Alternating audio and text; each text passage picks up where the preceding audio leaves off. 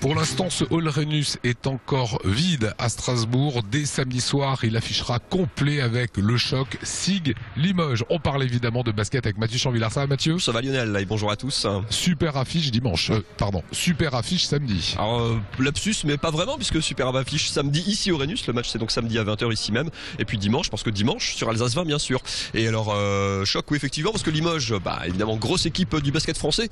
C'est toute votre jeunesse, Lionel. Limoges, c'est 9 titres de champion de France, c'est 4 Coupes d'Europe. Premier club à gagner une Coupe d'Europe dans un sport collectif. Alors, je vais pas dire que vous avez vieilli, Lionel, mais ça remonte un petit peu quand même, parce que Limoges, effectivement, c'est plus que c'était. Le club a déposé le bilan en 2004. Ça vous rappelle peut-être quelqu'un? Non, j'ai dit que je parlais pas du Racing, parce que 4-0, non, hier soir, c'était trop douloureux. Et puis Limoges se reconstruit. Ils sont repartis de National 1, de 3e division. Ils sont montés jusqu'en Pro A, redescendus il y a 2 ans, remontés à nouveau en Pro A parmi l'élite cette année. Ils sont donc promus. Ils sont 13e pour l'instant sur les 16 équipes de l'élite, avec 2 victoires d'avance sur les relégables à 4 journées de la fin, donc ça devrait le faire. Voilà, ça prouve aussi que Limoges est toujours très combatif et que c'est une vraie culture du basket, comme Villeurbanne, comme Pau, comme ces grands clubs. Les forces en présence, Strasbourg a priori devrait l'emporter. Strasbourg est clairement favori, en tout cas. Il y a surtout qu'il ne reste que 4 journées dans la saison régulière. La saison régulière, c'est le championnat où tout le monde joue contre tout le monde. 4 matchs seulement pour la SIG, 2 à domicile, 2 à l'extérieur.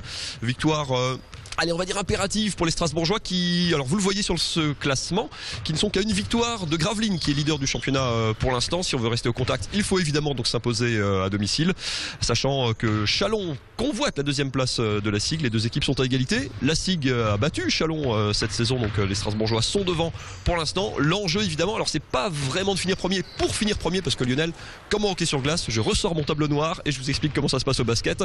Le premier à la fin du championnat n'est pas champion de France. On garde simplement les 8 meilleurs et on joue des matchs à élimination, alors pas tout à fait direct, au meilleur des 3 matchs, quart de finale, demi-finale, finale, et celui qui gagne la finale du championnat sera champion de France. L'avantage évidemment d'être bien classé, 2e comme la SIG actuellement, mais premier tant qu'à faire, pourquoi pas, c'est de jouer par rapport au dernier. Voilà, on joue des équipes moins bien classées et on a l'avantage du terrain, c'est-à-dire qu'on joue au maximum à domicile. Voilà l'enjeu de cette rencontre, conforter cette 2e place, la bétonner par rapport à Châlons, et pourquoi pas aller chercher Gravelines, pas forcément en attendant une défaite de Gravelines, parce que le dernier match de la saison régulière, c'est justement la SIG qui recevra Gravelines ici même au Rhenus. Ce sera le dernier match de la saison. Si la SIG fait un sans faute, et Gravelines lors de la dernière journée, la SIG sera donc fatalement première de la saison régulière. C'est un menu plutôt alléchant. Écoutez Vincent Collet, l'entraîneur de la SIG. Jouer ces 4 matchs et essayer d'en gagner un maximum, et en particulier celui de samedi. Il faut défendre notre place. La 2e place me va très bien, mais surtout on sait encore qu'aujourd'hui on a la chance à 4 journées de la fin d'avoir tout entre nos mains. Il ne faut pas qu'on lâche. On a une période difficile, mais je pense que on a tout dans les mains. On peut en sortir rapidement et retrouver le niveau qui était le nôtre il n'y a pas si longtemps. Il faut qu'on progresse, voilà, il faut se relancer, et c'est le meilleur moyen d'aborder les playoffs dans les meilleures conditions. Voilà, Vincent Collet qui est encore en train de coacher son équipe à l'entraînement derrière nous. On rappelle que le match est sur notre antenne dimanche. Oui, donc samedi soir 20h ici même au Rhenus, si vous voulez venir encourager les hommes de Vincent Collet. Dimanche 17h30 sur Alsace 20, émission spéciale d'une demi-heure, les meilleurs moments de la rencontre.